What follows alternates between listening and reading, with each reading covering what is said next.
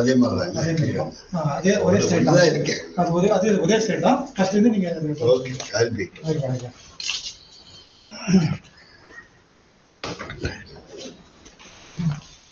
so sorry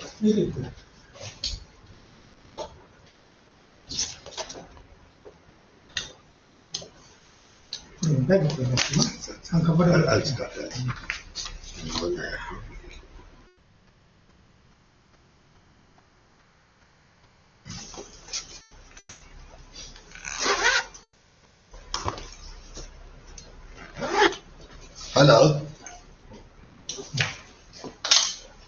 Hello, good afternoon and maybe morning there. Today is the second day of the session. Yesterday we discussed something about the possible themes of poetry. The themes can be either social or philosophical or moral or public.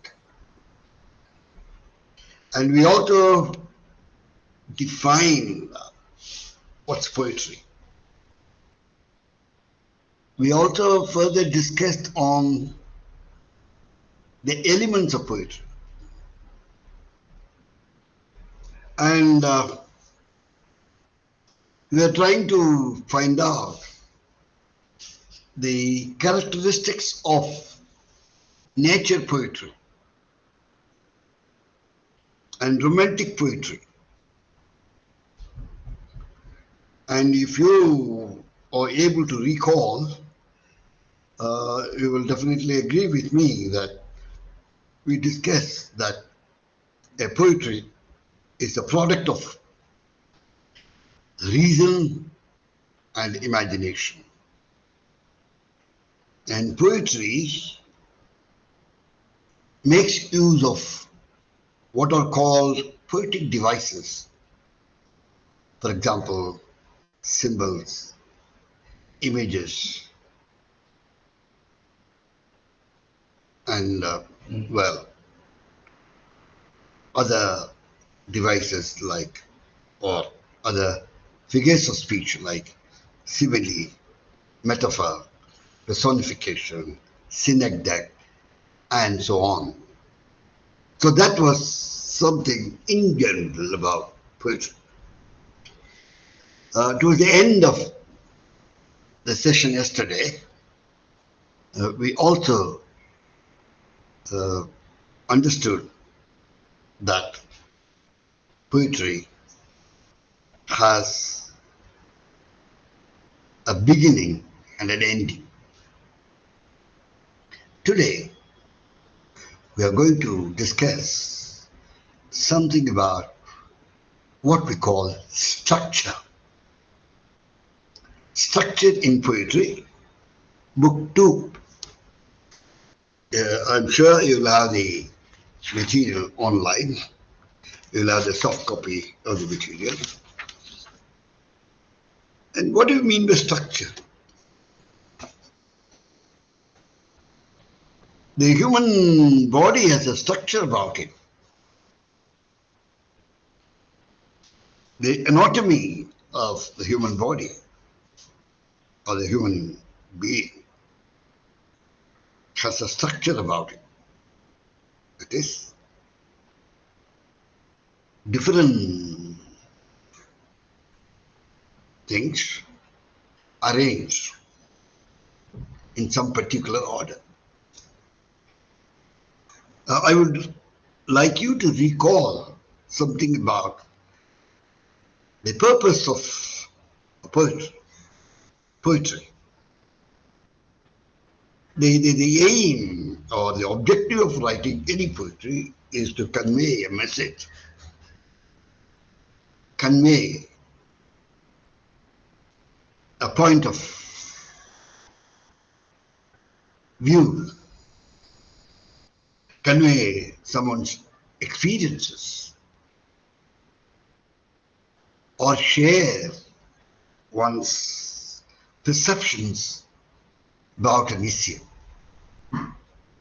or discuss something related to the society, or giving expression to the pent-up feelings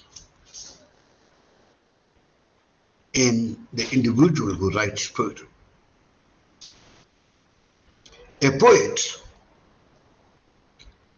gives an expression through words and lines, through images and symbols. A poet always gets involved in the act of conveying meaning in a different way. Unlike a prose writer, there we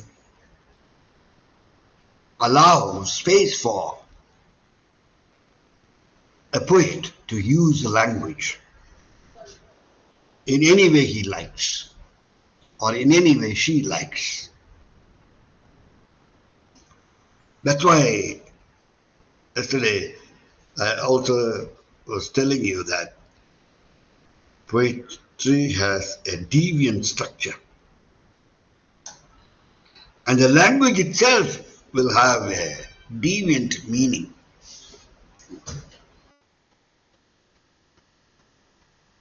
Sometimes poets use paradoxes, ironies.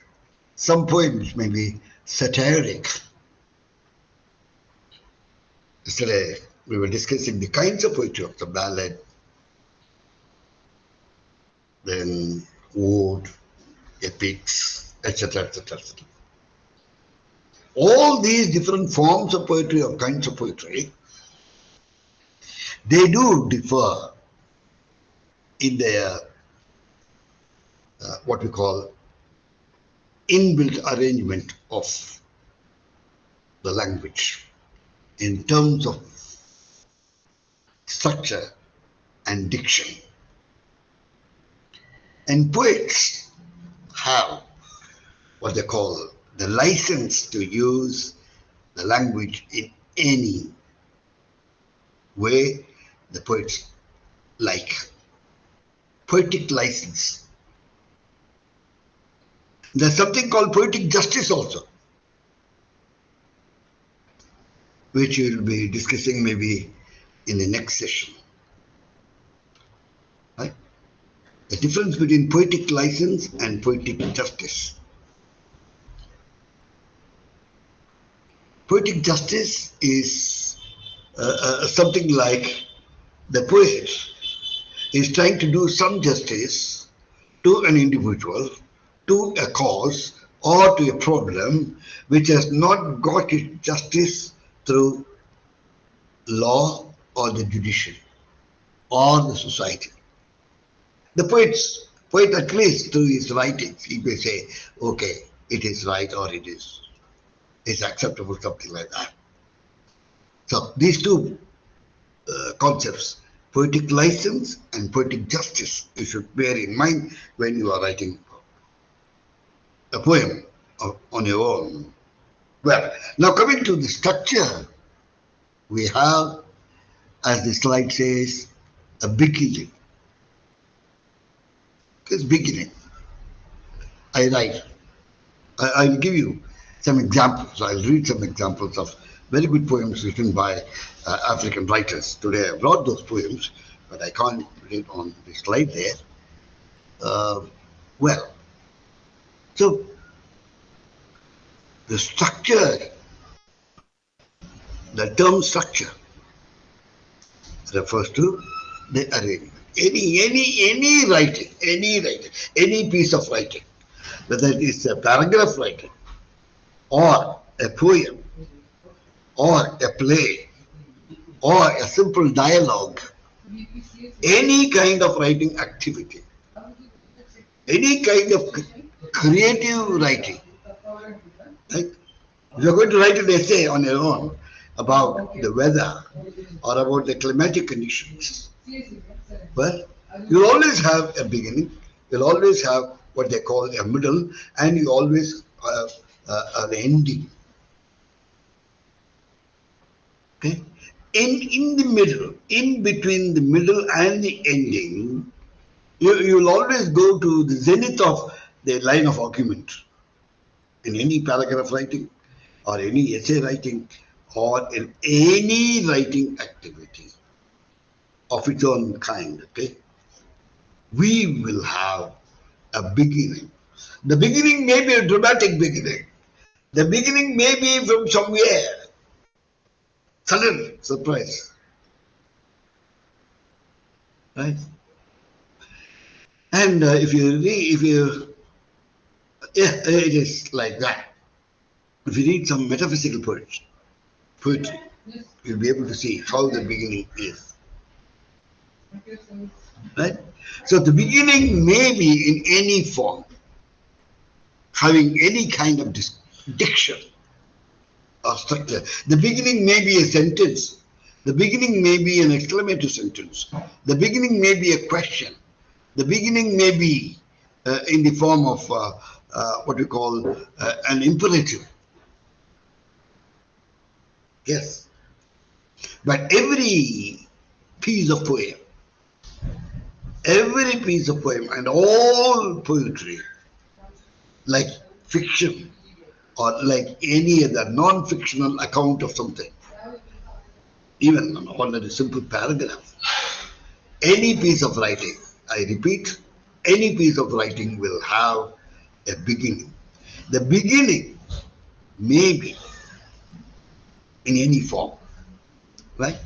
So the structuring, A, B, C, D, E, F, something like that. 1, 2, 3, 4, 5, 6. 1 is the beginning. And the beginning is developed over the few stanzas, what we call stanzas. A poem will have sometimes only one stanza, 14 lines. A poem may have just 5 lines of one stanza. A poem may have 4 lines stanza. A poem may have many lines as stanza. A stanza is a couple of lines,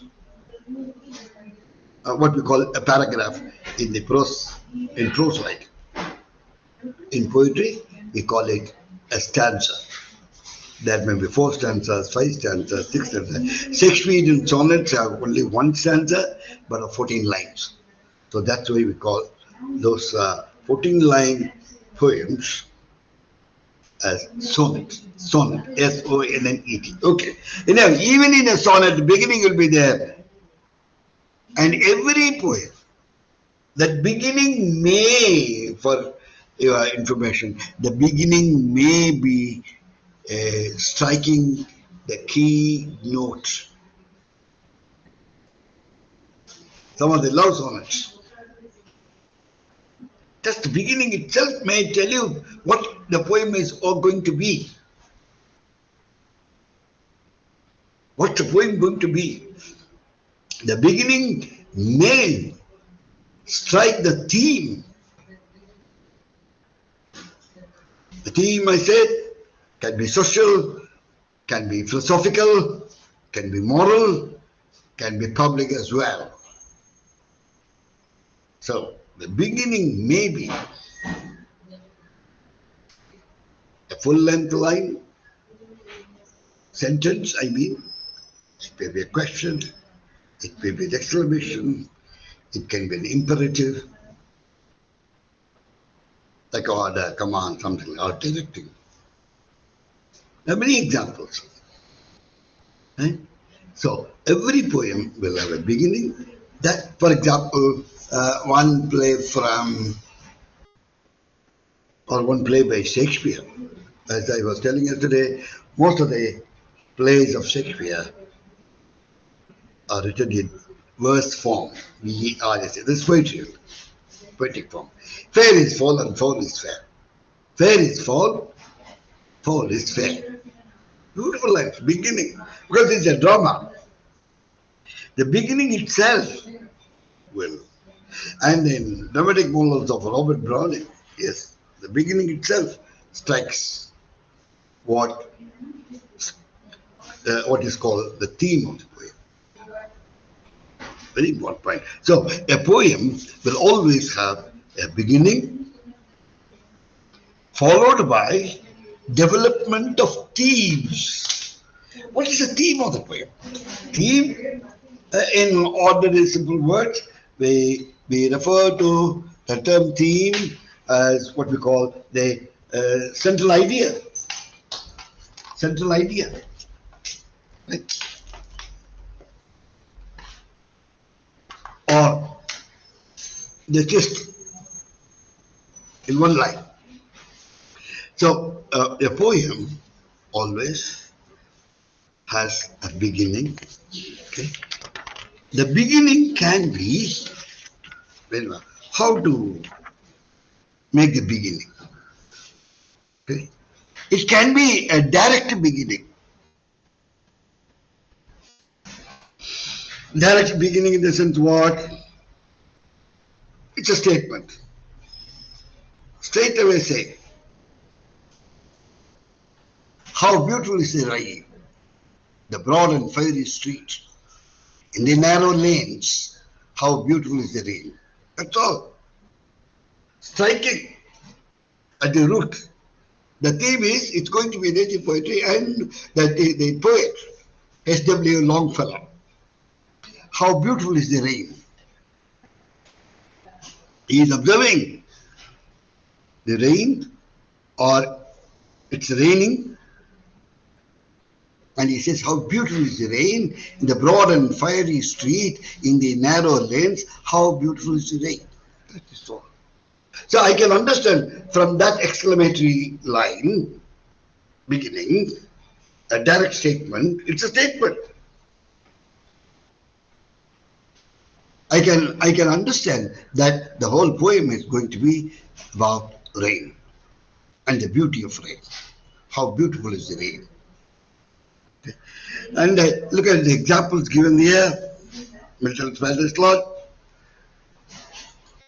and Virgil's the Aeneid. Arms and the man I sing.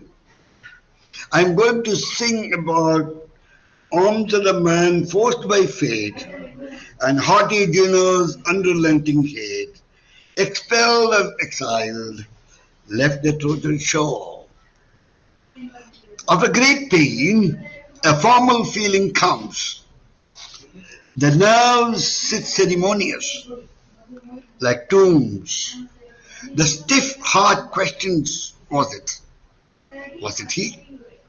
The stiff, hard questions, was it he that bore an yesterday or centuries before? It's a question. The stiff, hard questions, was it he that bore an yesterday or centuries before? Look at the order there, very important. How we learn it? The stiff, hard questions, was it he that bore something yesterday and centuries before? The feet, mechanical. Mechanically, the feet go round, off ground, or air, or out. A wooden way, regardless grown, a quartz contentment like a stone. This hour of need. Remember, if outlived, as freezing persons recollect the snow, first to chill, then stupor, then letting go. Look at the poem. The poem has a direct beginning. I'm going to say something about this. So beginning can be direct. And another poem written by a very well-known Indian poet, Shiv K. Kumar. It's again about Indian women. The title very clearly says the poem is going to be about Indian women. In this triple-baked continent. Why triple? Well, when we are discussing the meaning, women don't etch angry eyebrows or mud walls. Patiently they sit like empty pitchers on the mouth of the village well, pleading hope in each braid of their Mississippi long hair. looking deep into the water's mirror for the moisture in their eyes. With zodiac doodlings on the sands, they guard their tattooed thighs, waiting for their men's return till even the shadows roll up their contours and are gone beyond the hills. See, all one sentence only. There is no full stop anywhere.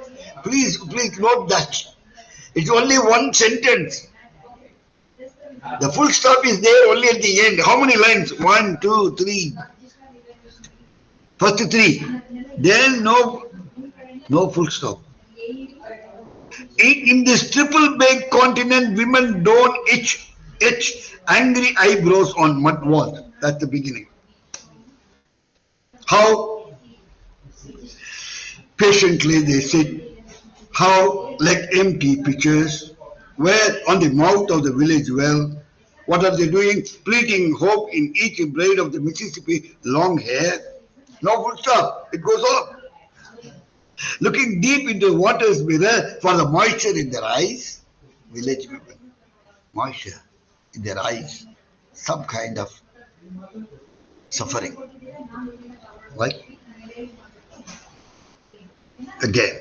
Patiently they sit like empty pitchers in the mouth of the village well, pleading hope in each braid of their Mississippi long hair, looking deep into the water's mirror for the moisture in their eyes. Full stop. Again.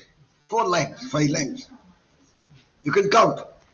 Then comes, with the zodiac doodlings on the sand, they gaze their tattooed thighs, waiting for their men's return, till even the shadows roll up their contours and are gone beyond the hills. So, there are 3 long lines, long sentences with the full stop, but lines are, the first one, 3 lines. The second, before the full stop, 1, 2, 3, 4, 5, 6, 7 lines. Then 1, 2, 3, 4, 5, 6, 7. There is a beginning. The beginning says something about what the theme is going to be. The theme is about women. Women where? Women in India. What do they do? 1, 2, 3, 4. Why is the continent called triple baked continent? Well, we'll discuss that. And here, women are actually portrayed as being very, very patient and highly passive. Okay. Right. So the opening can be direct opening, or as you like, it can be disguised opening. What do you mean by disguised? The opening may not be straight. The opening may not be direct. The opening may not be highly explicit. The opening may be implicit. Okay. Okay. The poem example will be stopping by woods on the snowy evening. Okay. And breakfast. Stopping by the woods on a snowy evening. Yes. Woods are lovely, dark and deep. Woods are lovely, dark and deep. It goes on. Right? Woods are lovely, dark and deep. So what? We really do not know what he is going to say. The opening is not there. It is disguised. Okay? You look at the poem here. Wilfred Gibson.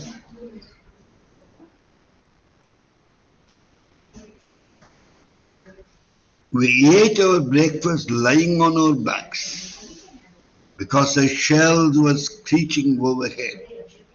I bet a rasher to a loaf of bread that Hull United would be Halifax when Jimmy Stainthorpe played full-back instead of Billy Broadford. Ginger raised his head and cursed and took the bet and dropped back dead. We ate our breakfast lying on our backs because the shells were screeching overhead. What are they doing? We ate our breakfast lying on our backs. So, So the beginning is highly a disguised beginning. Right? Sometimes the beginning can be highly informal, casual, and a conversational form, just like a dialogue, as if someone is before you and you are talking to you, highly conversational. Okay. And an impersonal you may be there. As it's given here. You had your operation, Mrs. Brown. Wake up. The cry undoubtedly recurs. It seems to me who is also lying there. Is also lying there. It seems to me who is also lying there. Scarcely more wide awake than Mrs. Brown. In some congested docking station, scarcely more. Sorry, you had this. I'm sorry. That's not the way to read that poem. I'll repeat. You had your operation, Mrs. Brown. Wake up. The cry undoubtedly recurs. Okay, in some congested docking station for the dead. The utter strangers strewn about. The sexes intermingled sexlessly. The far-off burning of an ancient pain in my prone, sheeted figure, busy, white, androgynous attendants. And the lack of memory of things before, confirmed after life's ludicrous reality. So the way in which you read actually helps you to understand the meaning. Very simple. So the meaning, it can be, hello dear, how are you? Something like that, kind of conversational. You have had your operation. Who is it? You? Mrs. Brown. As if he is talking to Mrs. Brown. The poet is imagining, not imagining, the poet is writing or beginning the poem as if he is talking to that character called Mrs. Brown. The person called Mrs. Brown. So beginning can be a direct beginning or a disguised beginning or a casual conversational beginning. Right. Then, so the structure of a poem has a beginning,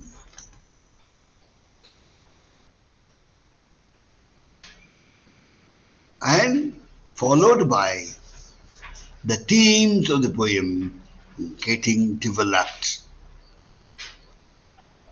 Okay. In your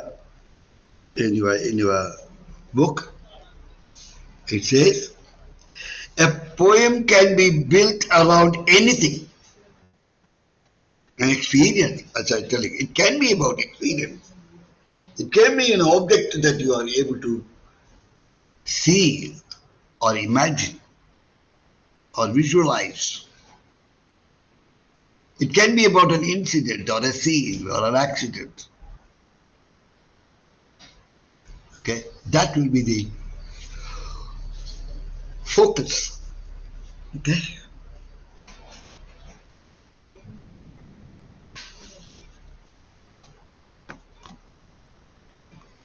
A poem may begin in 2 lines, or maybe a full-length stanza. It may be a direct beginning, it may have a conversational beginning, it may have a disguised beginning. Okay. Look at that. A poem may be autobiographical, personal experience, as Keats' Ode Nightingale. My heart aches and a drowsy numbness pains my sense as though hemlock I had drunk. My heart aches and a drowsy numbness pains my sense as though I had drunk of hemlock. Hemlock is a kind of potion or kind of drinks, okay, which takes you to some kind of ecstasy, the hemlock, not a poison.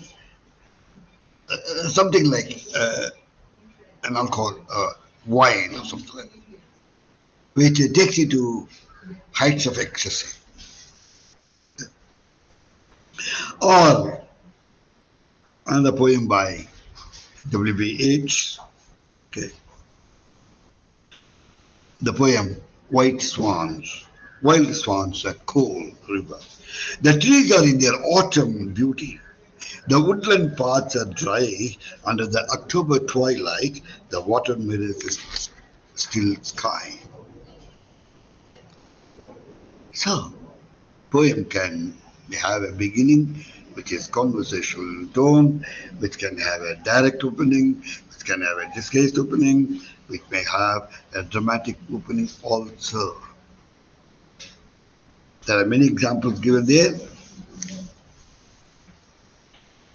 One example, as it is given in your book,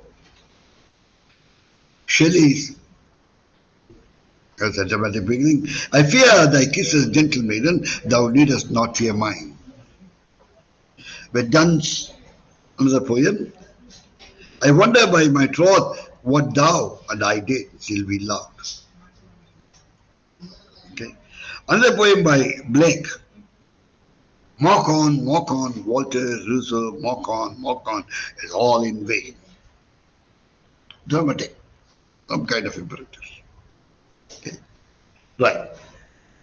You can begin a poem with an image. So beginning can be in any number of ways. It can be a direct beginning, it can be a conversational or structural, a conversation, a kind of a dialogue, dramatic opening, etc., etc. That William Blake's poem, The Lamb and the Tiger. The tiger stands for something. The lamb stands for something. Tiger stands for ferocity. The lamb stands for shining weakness and shyness. Right? Little lamb, who made thee? Dost thou know who made thee? Do you know who made you? Little lamb, who made thee? Dost thou know who made thee? Tiger, tiger. Next, another example from the poem The Tiger.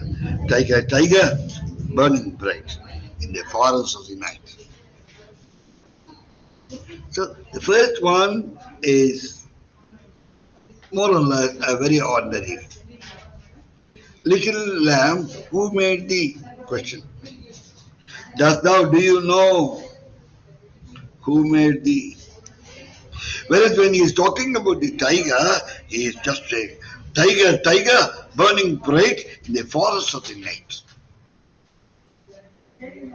So a more recent poem, as it's given, and those examples you can read at leisure. Okay. So a poem can be composed in different ways, but every poem will have a beginning. The beginning can be dramatic. The beginning can be casual. The beginning can be a direct line. The beginning can be an implied one or a disguised one. Right? Here is the poem towards the end. I have met them at close of day, coming with vivid faces from counter or desk among grey 18th century houses. All change utterly. All have changed. Everything has changed. Everything has changed utterly means to the full. So the line, a beginning can be either of this, and that line can be very short or even long. Okay, so this is what he is trying to say something about the beginning of the poem. The end, the climax or development. I'll talk about development. So a poem can be structured around anything. It can be about an experience or an object or what you see or an incident or what is before you or a personal experience, personal, yeah, sorrow, personal misery. Right. So the opening of a poem can be dramatic. A poem can begin with an image. Tiger, the lamb. Okay, also. So that's all about that book. And how do we develop the themes? The second stage in structuring poetry is development of themes. Now, what do you mean by development of themes? The beginning strikes the theme, and that particular theme is getting developed, getting elaborated, getting described, getting discussed in different ways. Okay. So that the development of theme, or what we call thematic development in a poem, okay, can be by using a metaphor.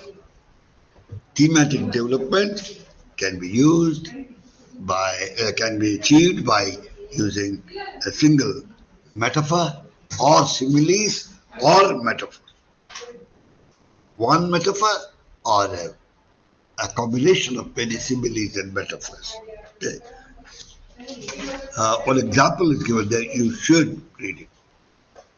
Very important poem by Ted Hughes. Ted Hughes, The Thought Fox. Very important. Highly, what we call a pointed poem. A poem that can be read at many levels. A poem that cannot be comprehended saying that the poem is only this. But the poem may have different levels of meanings. And this particular poem, The Thought Fox, has different levels of meaning. And where does it begin? I imagine this midnight moment. I imagine this midnight moment forest. Something else is alive. Beside the clocks and loneliness, and this blank page where my fingers move. What is it? You can know. Once I read the poem, you'll be able to understand. I imagine the midnight moment forest. So he's thinking of something else is alive. Midnight, but something else is alive. Beside the clocks and loneliness, and this blank page, there's something, perhaps a piece of paper on the table or something like that. Okay, blank page where my fingers move. Maybe he's writing something, or he's drawing something, or he's painting something. But the atmosphere, the condition is it is midnight. It is midnight. I imagine this midnight moment forest, how a forest will be during midnight. This midnight moment forest. But something else, midnight, everything will be still. No noise, nothing like that. Maybe some animals will be hooting, hooling, right? Or whining. Foxes whine. Foxen is a plural. Foxes also they say nowadays. Okay. I imagine this midnight moment forest. Something else is alive. Beside the clock's loneliness and this blank page where my fingers move. Through the window, I see no star. Something more near, though deeper within darkness, is entering the lonely. He's lonely. He's alone. Through the window, I don't see any star. Through the window, I don't see anything, but I feel that something is near. Something more near, though deeper within darkness, something more near. I am not able to say. Okay, cold, delicately as the dark snow. A fox's nose. A fox's nose touches twig, leaf, Two eyes serve a movement that now and again, now and now and now. Sits, neat prints into the snow, between trees and warily a lame shadow lags by stump and in hollow of a body that is bold to come. Across clearings, and I, a widening, deepening greenness, brilliantly, concentratedly coming about its own business, till with a sudden sharp hot stick of fox, it enters the dark hole of the head. The window is starless, still. The clock ticks. The page is printed. Beautiful. Look at the poem. The title is Thought Fox. How does he begin? How does he begin? There are two things. One is life, what is alive. The another one is what is not alive. One is highly silent, and another one seems to be highly active. One is full of life, one is, I won't call it fully dead, one is not as life as lively as the one which is highly alive. Okay. Imagine it's a midnight forest. Midnight moon forest. Forest at that of midnight. And everything is there in the head and nothing happens. There is something to do with, there's something about darkness. It's all there. I don't think I should explain to you. You can read on your own. The whole poem, for that matter. Okay. The poem begins somewhere and ends somewhere. And suddenly he says the page is printed. He wants to write something, the atmosphere is okay, the thoughts don't flow, but suddenly from somewhere he gets the thoughts and then he's able to pick the nose, he's able to find the eye, he's able to find the activity of the fox, right, etc. Suddenly. So from stillness to what we call becoming highly energetic. From stillness to becoming what we call becoming highly active. Two entirely opposite feelings, entirely contrasting feelings. Okay, they are actually put one against the other, one below the other, one with the other, all. Okay, so look at this structure.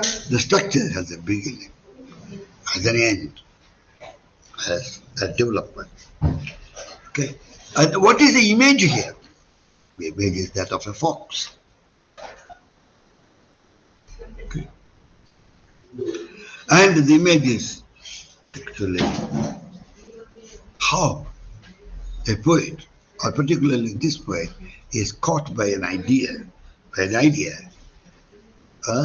which then holds him till it's potentially fully. He gets an idea, but the idea is not in full.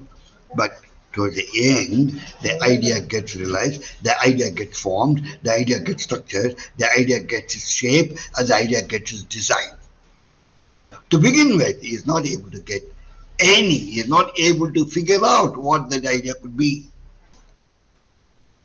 He is not able to design what that idea, how that idea will look like. But suddenly, just before the ending, he gets the idea somewhere and he goes on doing something about it. So development.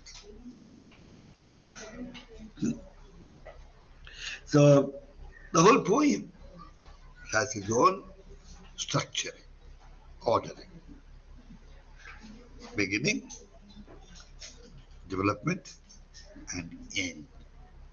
Okay, climax. climax followed by end. Okay? As it is given there, the whole poem is organically uh, structured. Organically structured.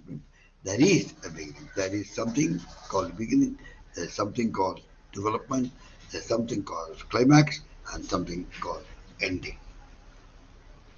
A poem has all these different, I would love to call them in one simple word, okay, layman's word, the stages. The beginning, developing stage, and the zenith, and the concluding or ending stage. Okay, so yeah. There are what we call images used.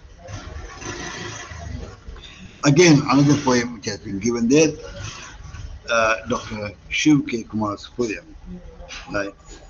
It begins at the toe step. What begins? Impersonal it. What is that it? We don't know. And that it gets described in the following lines. That it gets what we call revealed in the following lines. It begins at the doorstep after each day's death rattle. First, the mirror in the hallway. Okay. The poem titled Lonely Women. Okay.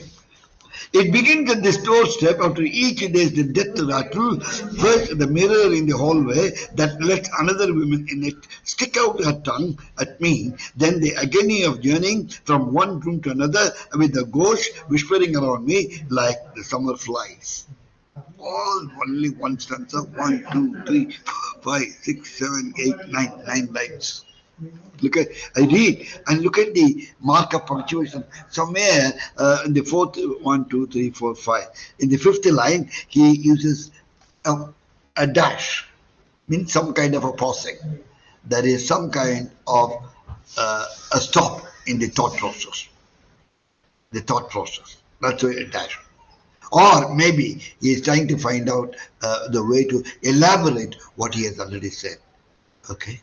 You read that? It begins at the doorstep after each day's death rattle.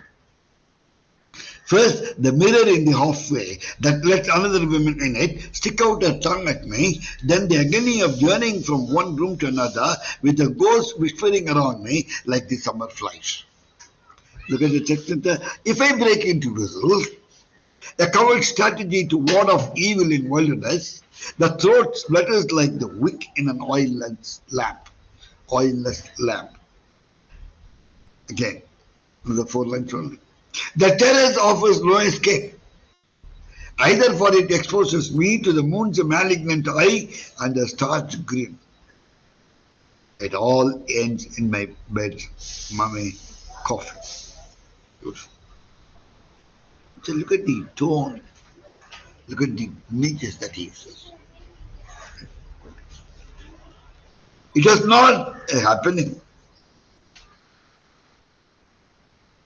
Okay, how many images are thrown? How many images are actually made use of? It's about loneliness, that we know. It begins at the doorstep. From the beginning itself. Just to win.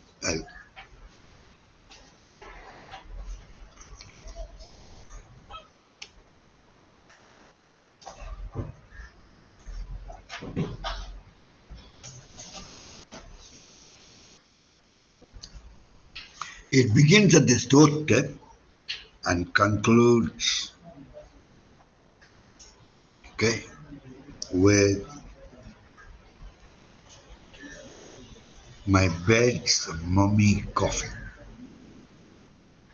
It begins with a doorstep and again ends with death. Feeling of loneliness. And the concluding line, it all ends in my bed's of mummy coffin. So, the whole poem is structured in such a way that there is life, there is a beginning, and that beginning moves, and then ends. There's some kind of a movement. The poem is not static there. The poem itself is a dynamic in structure. Is dynamic in structure. It is not static. Every idea moves about. One idea gets developed and few other ideas follow and then finally end up with another idea. Idea means a theme, that's all.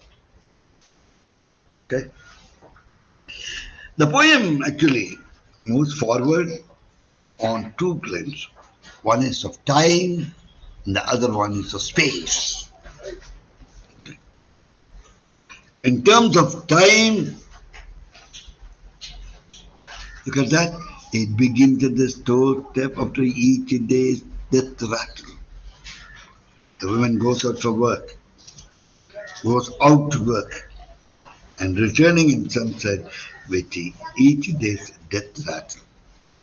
From birth, from morning till evening, from the dawn till the dusk. There is some kind of movement. The women referred to there is not, sitting idle. She is active. And he says that after each day's death rattle, the word. Okay.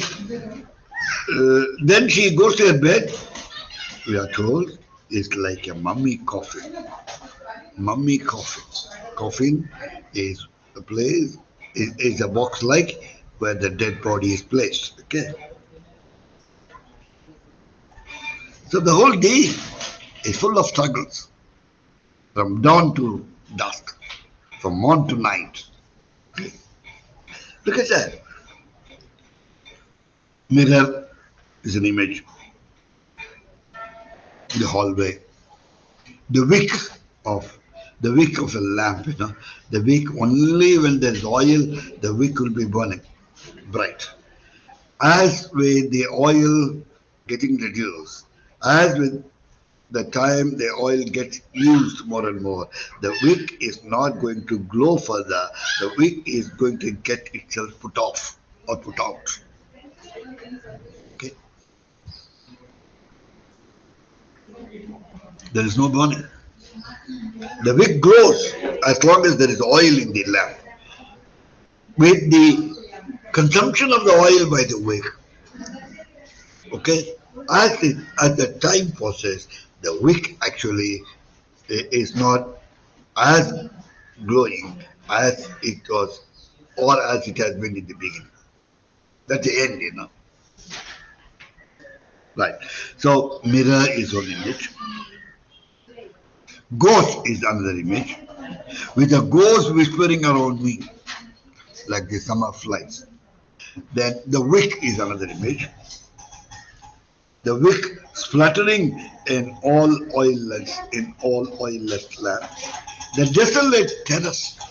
Desolate means, forlorn, highly desolated. Nobody there. No life is there. The terrace which has not been looked after. The terrace which has no life at all. The terrace which is not haunted or inhabited by life. People with life. People who are energetic. So, desolate terrace. Okay. And the moon's malignant eye. Means malignant. The word malignant goes with cancer or tumor. Okay. So a poet, using these images, amplifies the meaning. Okay.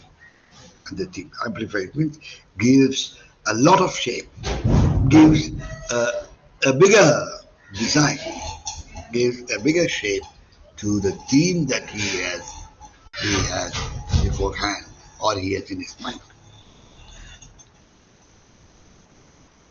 Okay. So when you try to use different images, you are going to make all the meanings not complex, but make the one meaning of the poem highly united and organic in structure. Okay.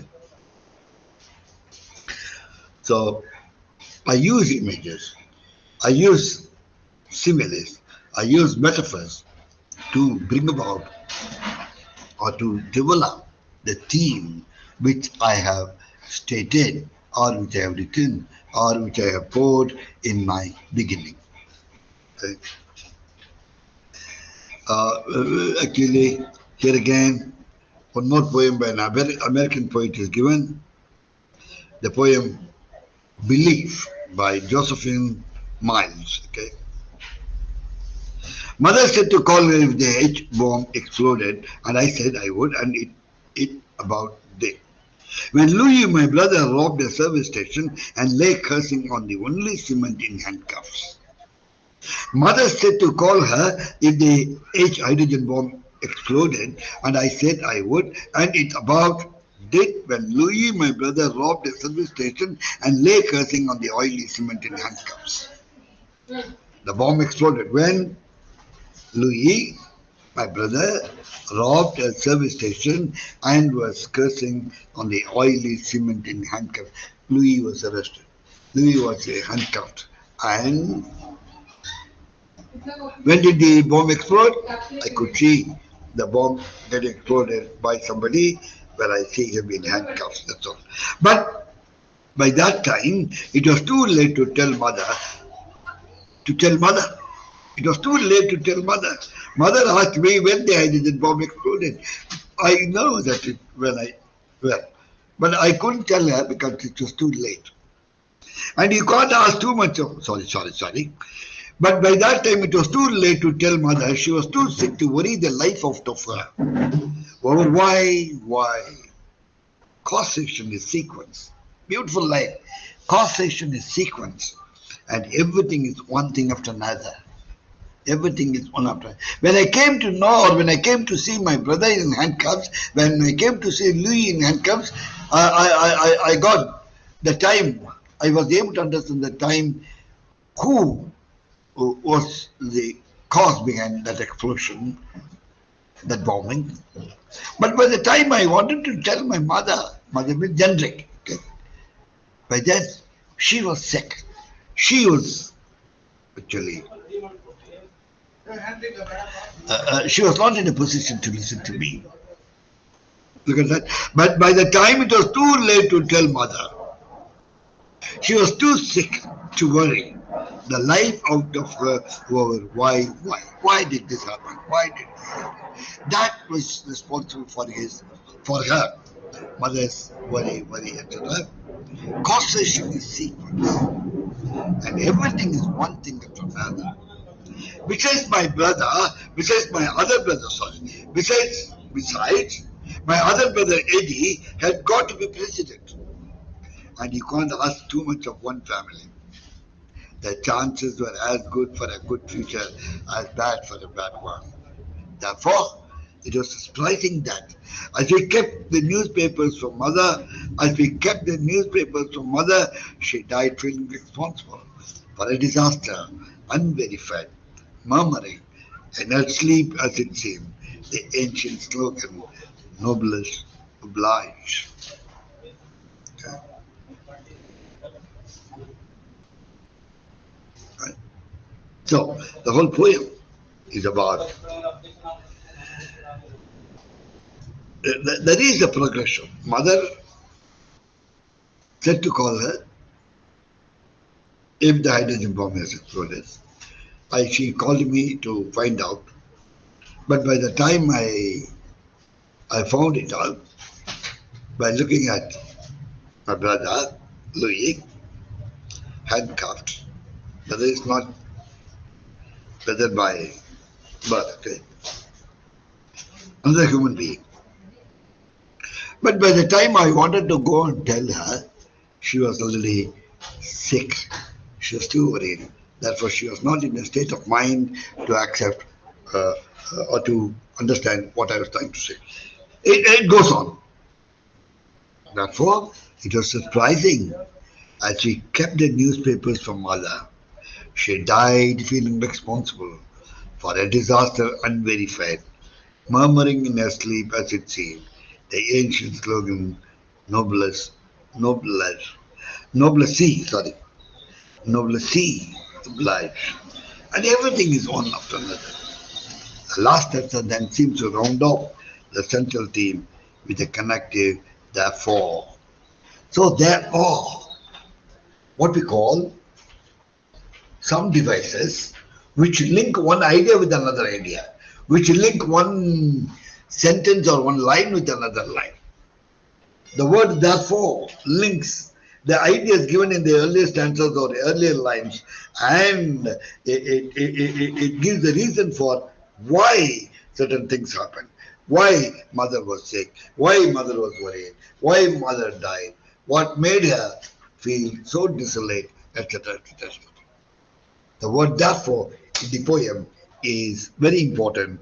Therefore, it was surprising that as she kept the newspapers with mother, she died feeling responsible. Mother was actually trying to warn us because she thought her own son. Here, mother represents generic, son represents generic, not this particular mother.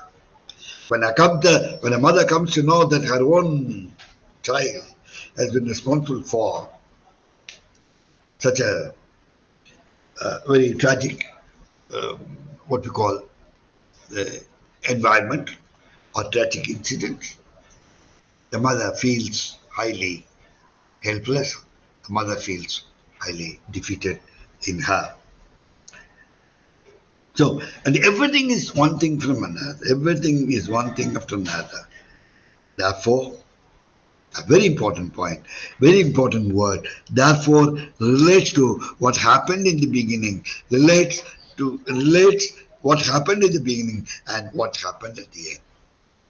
So they are called what we call some kind of devices which connect ideas.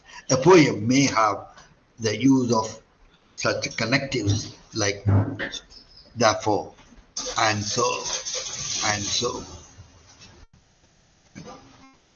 A successful poem, it's given there, a successful poem is skillfully structured so as to present its central theme in a well-written progression means order. It may be, the progression can be achieved, or the progression can be uh, uh, made understandable by the use of some words like sentence linkers or ties, therefore, hence, etc., etc., etc., which connects the idea given in the beginning and the idea at the end. At the end. That's all.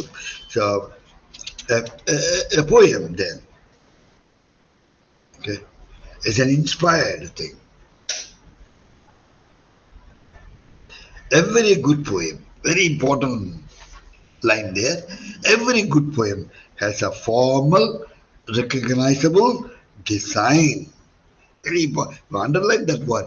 Every poem has a formal, recognizable design, and that it is not a jumble of images, and it is not just a jumble of images or ideas. It implies the poet structures his poem as an architect is building, giving it an original form. The designing of the poem and the realization of the thematic concern or thematic development may be on the basis of a single metaphor.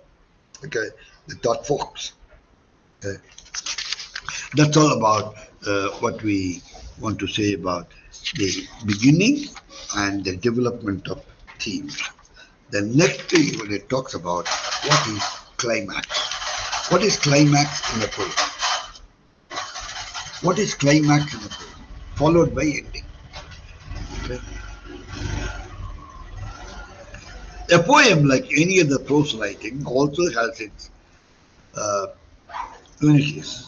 Unity about the structure, unity about idea, unity of place, unity of time, etc., etc., unity of language. Okay.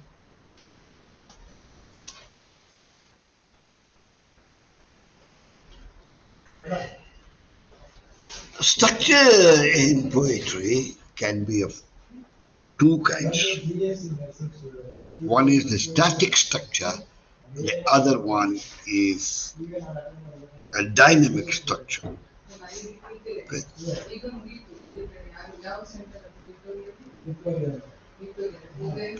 And you must remember, whenever a poet writes a poem, to begin with, it is not a planned, pre-planned activity. The composition of a poem is not a pre-planned activity. It goes, it grows, not goes, it grows over a period of time. And at the end of the composition, you may get some kind of feeling that it is organically structured, it is organically united, it is structurally highly united, and in format also it is highly united.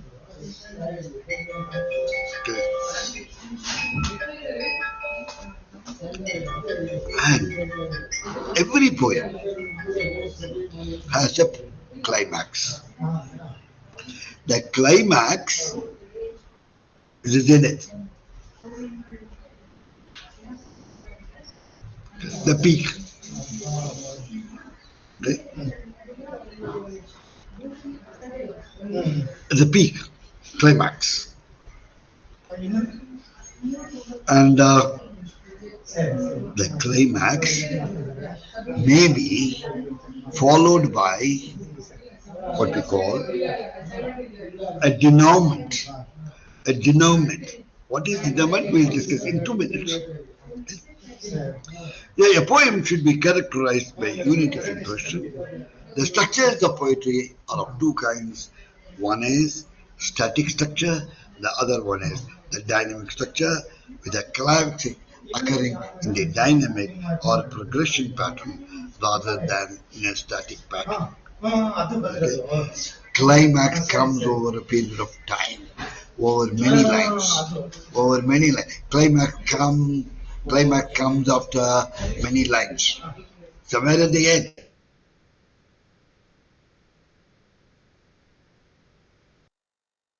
Sorry, somewhere in the middle. Climax, it cannot be a climax. Climax cannot be in the beginning. Climax will always happen over a few lines, maybe in the middle, or maybe just about before the ending. Before the ending.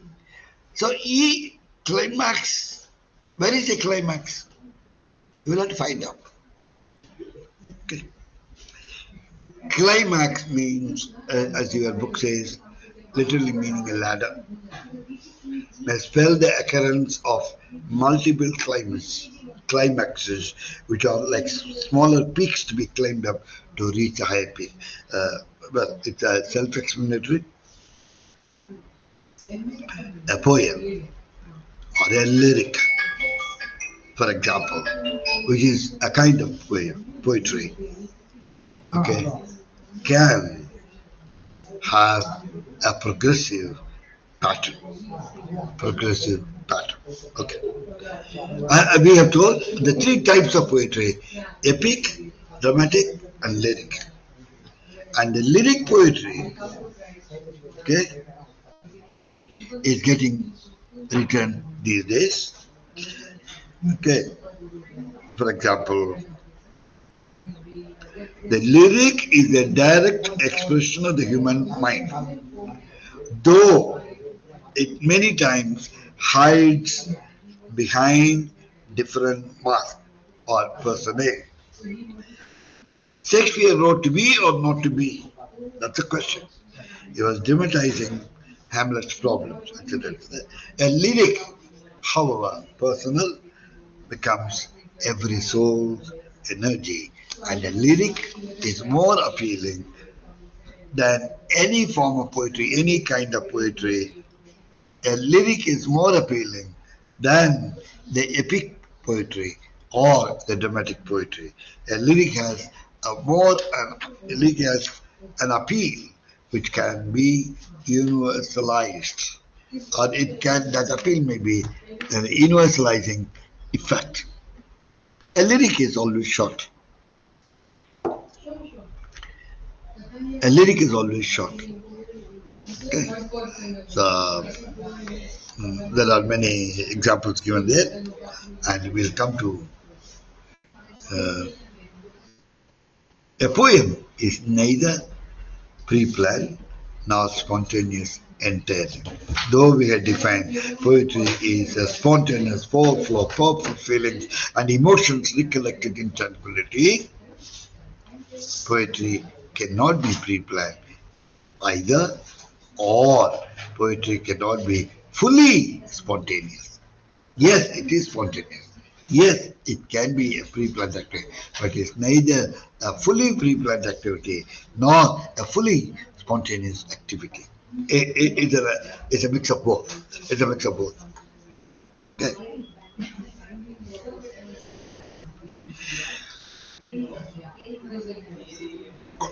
Sometimes I write poem with an idea before me.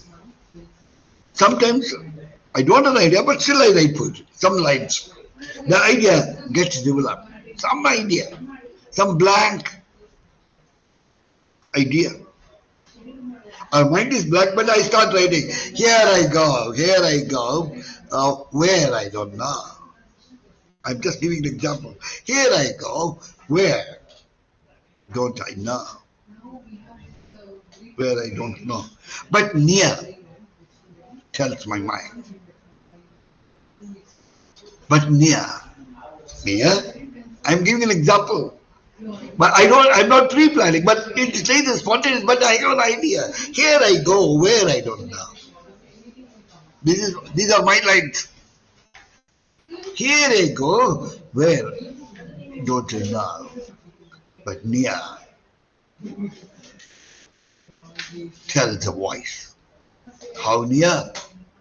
As near as it can be. I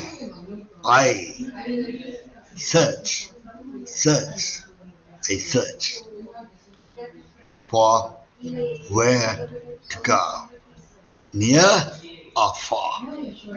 I search, search, search for where to go, near or far. Still groping in darkness, I know not where, I know not where, nor how far. I know not where, I know not where, nor how far, except near, or but near, or safe near. That's all. This poem doesn't say anything, but it has come out spontaneously. But same time, I have some kind of an idea about my journey today, or about my journey in life from today. I know not where. Something like that. So you can sit and write, sir. All of you can write a poem tonight just by sitting alone, and then from somewhere like the thought fox, okay, you may get an idea and then start writing. Start writing. Start writing. Very important. Writing can be developed only through writing and not through anything else. Not by listening to people like me or anybody for that matter. You start writing. The structure will flow. The idea will flow. Your images will simply drop on your table.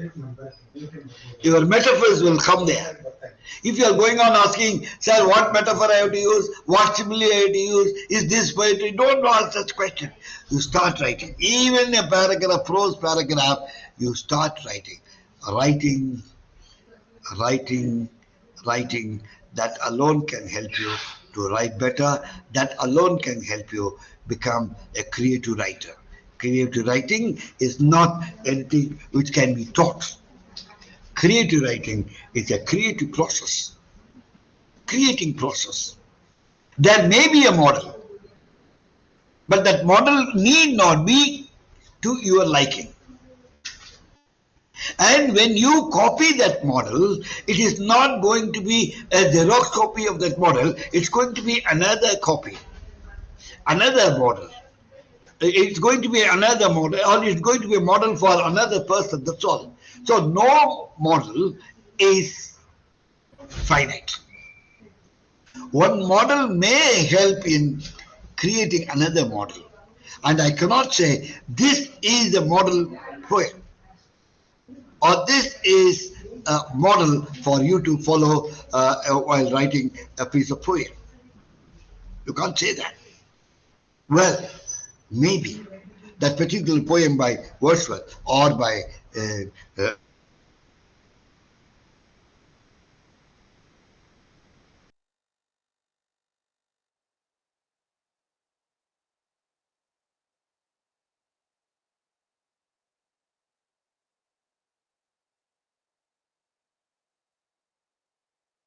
poem can just say, okay, this poet has done this poet has. So there is no finality, and there is nothing finite about the structuring of a poem.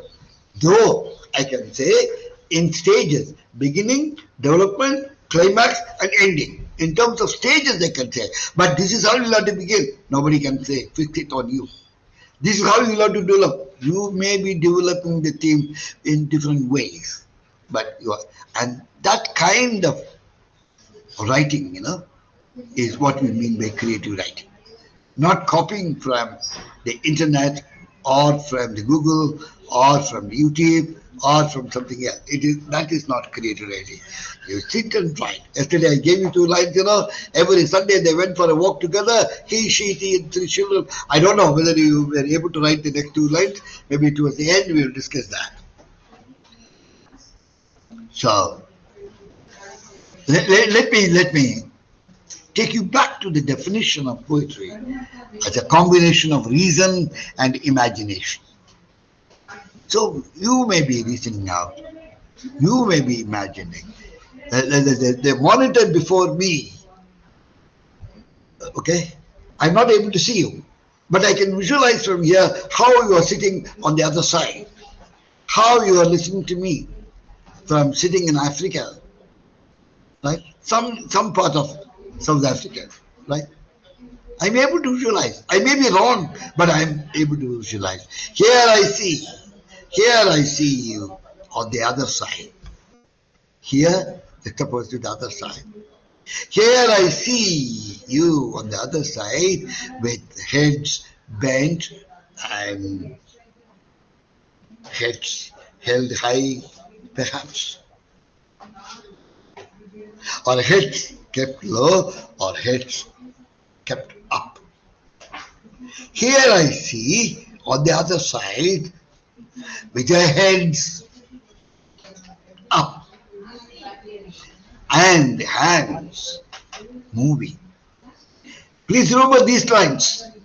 I don't have, but here comes. I'm not able to see the visuals here. I have only the print. I want to see your faces, so I start writing. Here I see you on the other side with heads up and hands moving. Like what I mean by hands moving, maybe you are taking some notes, you are writing something. And legs tapping the floor.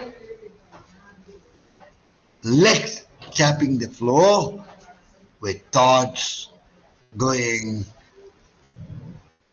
the thoughts moving here and there and everywhere. That's all. Here I see you on the other side with head up and hands moving, legs tapping the floor, and thoughts moving here, there, and everywhere. That's all. I may be wrong. I don't think I'm just visualizing. It's imagination. You may not be moving your head. You may not be having your head held high, or you may not be even moving your hands. You may not be even tapping the leg. But still, I imagine you to be doing that, because I always believe that the people on the other side, as a teacher, the people on the other side of the screen are my students. Normally, a student will be either taking notes or he'll be having a wavering mind and full of dreams and things like that. That's why I said thought going here, there, and everywhere. You may listen to me, you may not listen to me, but still your thought will be somewhere, everywhere, here, there, near, and even. Do you like those lines? I don't know. So, imagination, any act of writing poetry is a combination or is a result, not combination, a result of reasons and imagination. Okay. And the climax, normally poetry or poems which move in a particular order, a progression, like say 1, 2, 3, 4, 5, okay, like that, they will have a climax. Ordinary right. Jack and Jill went up the hill to fetch a pail of water. Jack fell down and broke his crown, and Jill came tumbling after. What is the climax here? Jack fell down. The result is he broke his crown. The result is Jill came tumbling after. Ending. Jack and Jill went up the hill. Beginning. Climax. Jack fell down. The end is Jill came tumbling after. That's all. So every, let's say, rhyme or a poem which has a progression about it, a progression about its structure will always have a climax. Okay. How to and where to fix your climax in your poem? Okay. As and when you write, depending on the length of the poem, If it is a 4-line poem or 6-line poem, even in the 3rd line, the climax may be there. If it is a poem going to be of many stanzas, maybe the climax will be coming in the 2nd stanza or the 3rd stanza. It may come at the end. Solitary Reaper, or a very well-known poem, Daffodils, the climax. I have brought some poems written by some people, some African poets. I'll read it one after another. You please listen to me.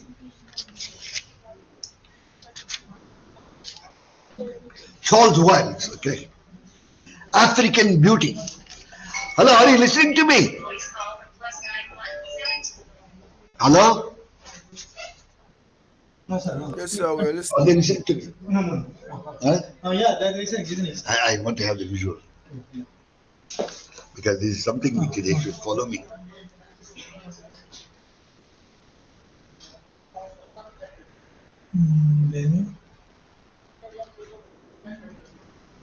Abdullah is there, Masika is there. Masika, one is enough. You ask her, please. Masika, Just open your video. are you able to follow me?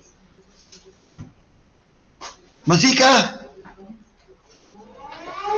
are you able to follow me? I'll read this poem for you by Charles Wilds. Okay. The poem is titled African Beauty. African Beauty. The sea is painted on her eyes, and sand is sprinkled on her skin. Her waves of hair so soft to touch, her mouth a cave of wistful kiss. A poem by Charles Wilds. But wrecking cliffs are turned to roofs, soothed by the calm of summer lulls, and love so warm it dries you out and lifts you with the waves of gulls. See? Another poem. Don't mistake me when I'm reading poems from by the African writers. Langston Hughes, another African writer, a poet, Langston Hughes. I'm a Negro. Black as the night is black. I repeat for you. I'm a Negro. Yes, Black as the you night repeat. is black. Black like the depth of my Africa.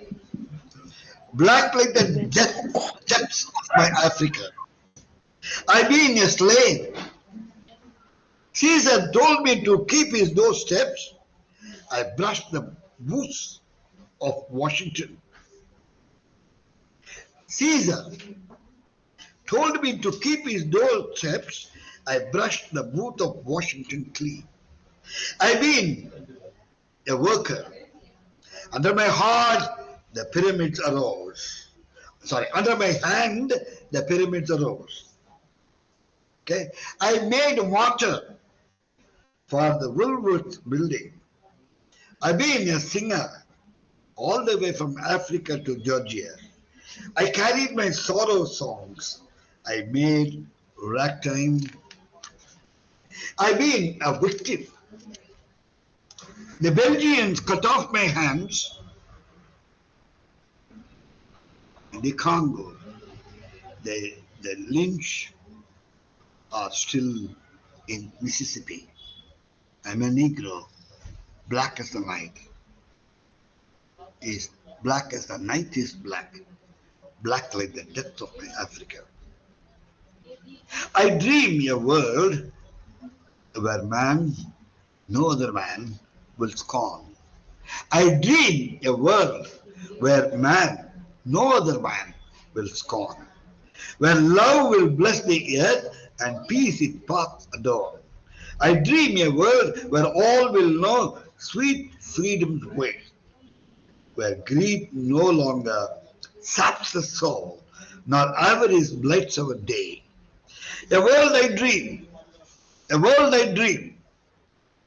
A world I dream where black or white, whatever race you be, will share the bounties of the earth, and every man is free. Where wretchedness will hang its head, and joy, like a pearl, attends the needs of all mankind. Beautiful lines. See, this is how we have to write.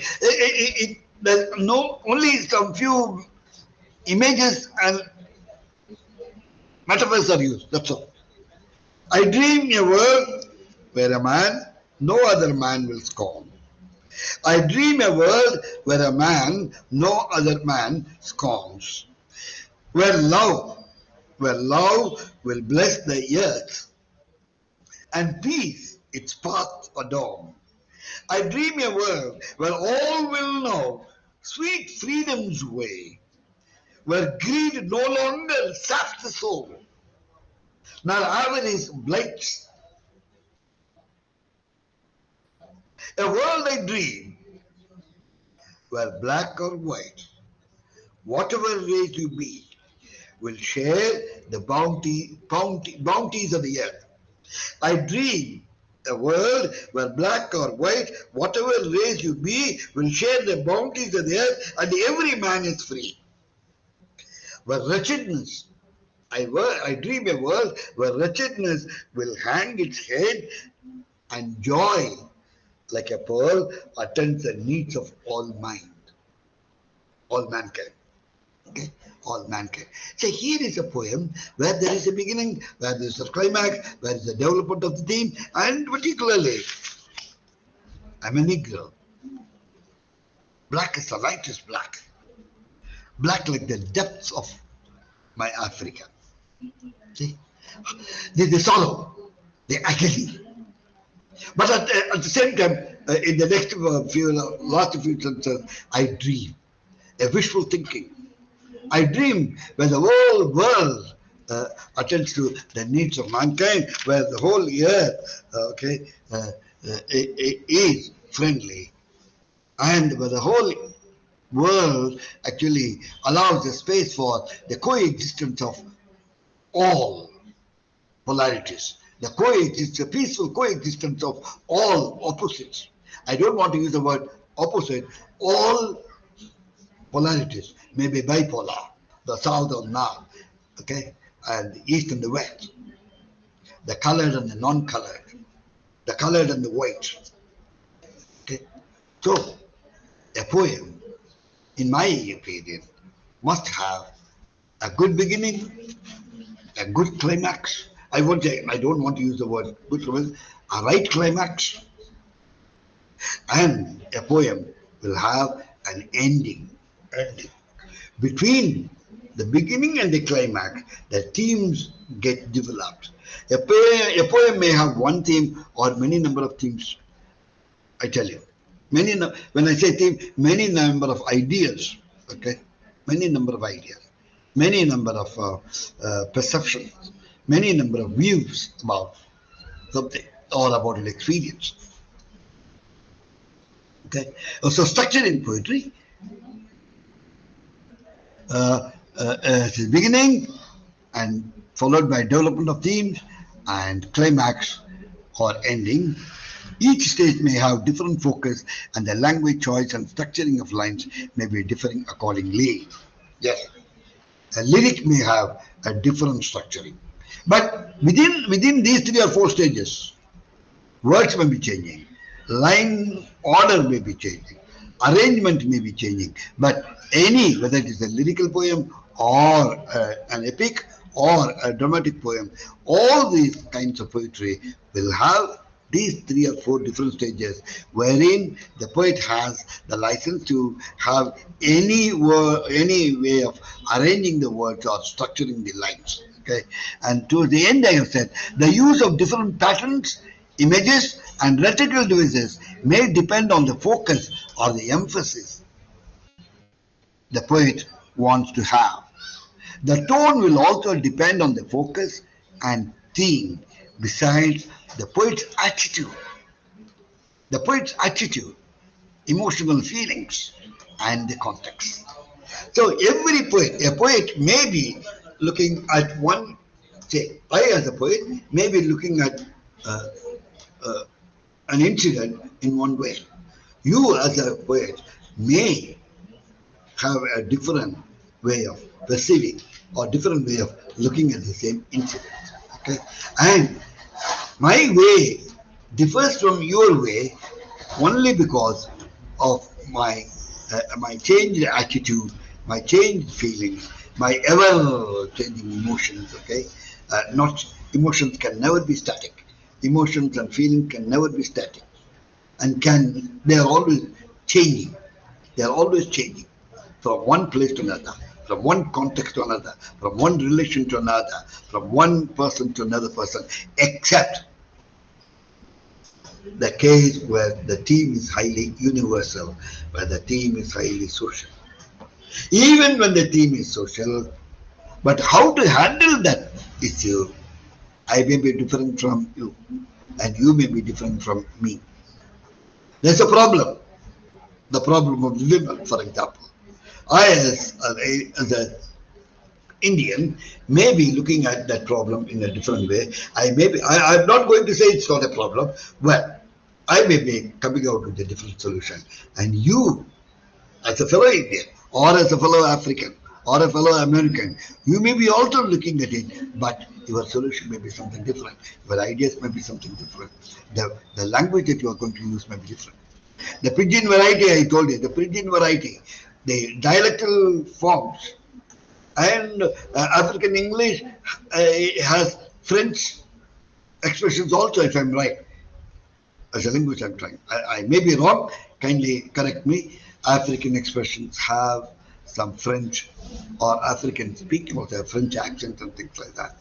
Okay, there are many varieties, dialectal varieties of African English, as much as like the Indian English varieties. Okay, like I'm a Negro, black as the night is black, black like the depths of my Africa. I've been a slave. Caesar told me to keep those steps. I brushed the boots of Washington clean. I've been a worker. Under my hand the pyramids arose. I made mortar for Wilson's building.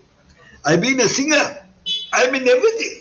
As an African, I've been a worker. I've been a singer. I've been a grave digger. Okay. I have been a slave. I've been a singer from all the way to Africa, from Africa to Georgia. I carried my sorrow songs I might. At that time, I've been a victim. I have been the victim. The Belgians cut off my hands. They lynched still in Mississippi. I'm a Negro, black as the night. So going on saying, a poem can be an expression of personal sorrow, personal grief, personal misery, personal problems. Some of those problems may be common.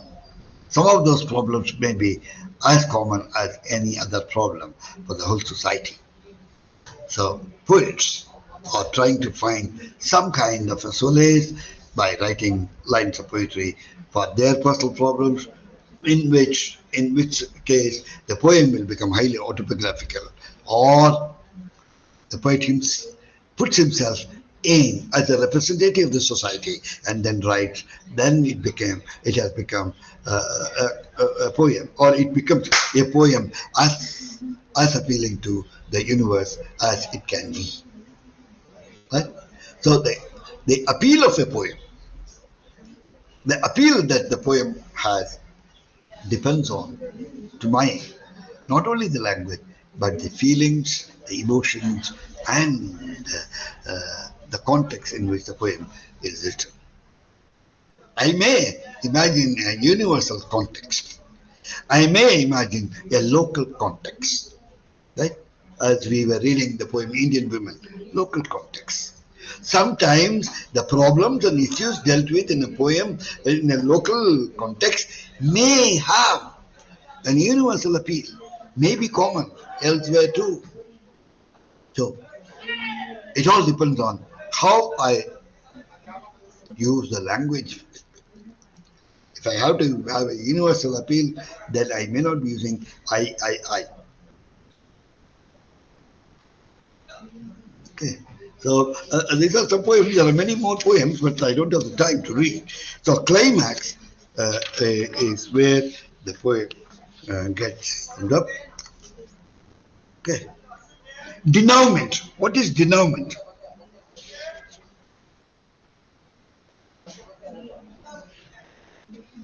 A poem need not end with the climax. Okay? It may not have a climax at all. That's what we were.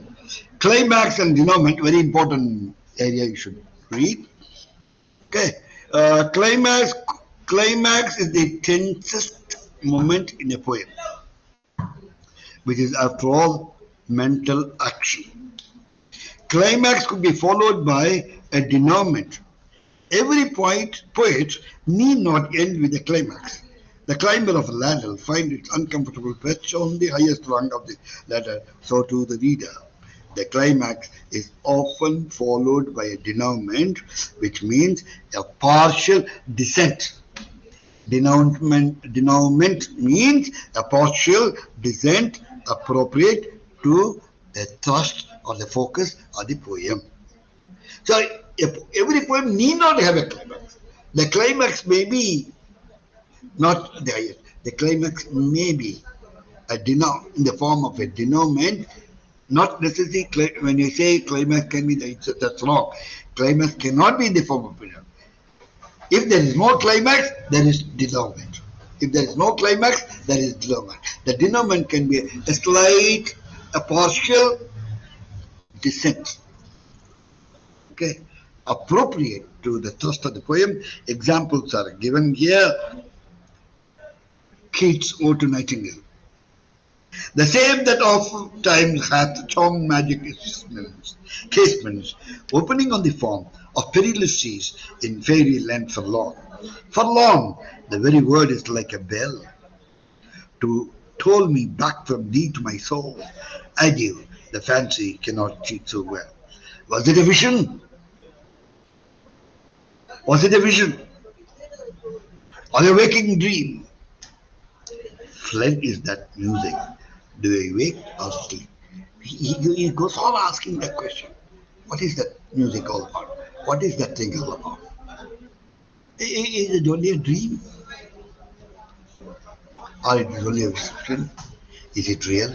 So from what he has been going on saying till that. Suddenly he comes down without a proper, I won't call it ending, without realizing a proper climax. He simply comes down to say, oh, after all, it may be a dream. See, wake up and simply coming to saying, oh, it's all nothing, something like that. Okay, that doesn't mean it's wrong. A poem may end with a denouement. Was it a vision or a waking dream? Okay. Flood is that music. Do you wake or sleep? Again, Honest Blindness by Milton, John Milton. When I consider the man is always, Milton is always asking, oh, I was made blind and things like that, etc., etc., etc. Why is God highly, merciless? Why is he, does God exact day labor, light to night? That's the question. Does God exact day labor, light to night?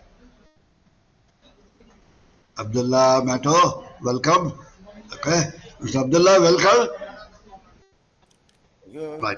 When I consider how my life is, how off my life is, how my life is spent, and half my days in the world, in the dark world and white, etc., etc., he is going on saying, why should God exact, that God exact, right? Sorry, that God exact day labor, like he has made me blind, then why does he want me to work? That is the question. But suddenly he changes his mood. Oh, you are an idiot to ask that question. Does God exact day labor like this? No, no, no, no, no. I am wrong. Patience replies. Patience replies. To prevent that, Mama soon replies. God does not need either man's work or his own gifts. Who best to bear his mind yoke? They serve him best. His state is kingly. His state is kingly. The state of God is kingly. Thousands at his bidding speed. Bidding, actually, some princes speed. It is spread here. At his bidding speed, and post over land and oceans without rest. They also serve who only stand and wait. Okay, so that's how a denouement. That's how it remains. So with that, I'd love to complete. So the end of a poem can be a rounded ending, the full stop, or the ending can open another question, can open another issue. The ending may be highly incomplete. That's all, friends, for me for the day. So let me sum up what all we have said, what all we have discussed in the last 2 hours. A poem has the following structure. The structure includes beginning, development of themes, climax, and ending. Beginning can be direct or commissary, etc., etc. The climax can be anywhere. All poems need not have a climax. They may have denouement, as in the case of O.T. and Nightingale by Keats, and ending can be an open end. As I told you yesterday, there is no finality about any issue. Okay, or even as a poet is involved in the process of, or involved in the activity, in an activity which expresses his feelings, there may not be any the ending. There may not be the proper conclusion. It may be still open. It may be open-ended ending.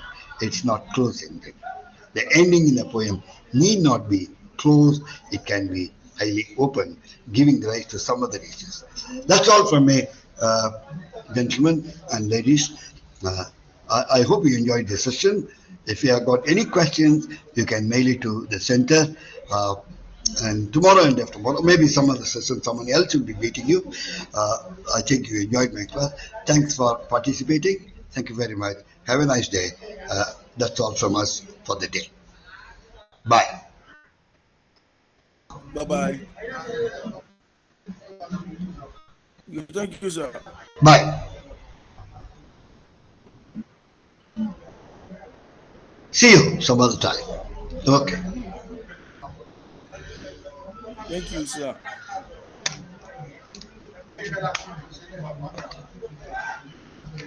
क्या रहेगा?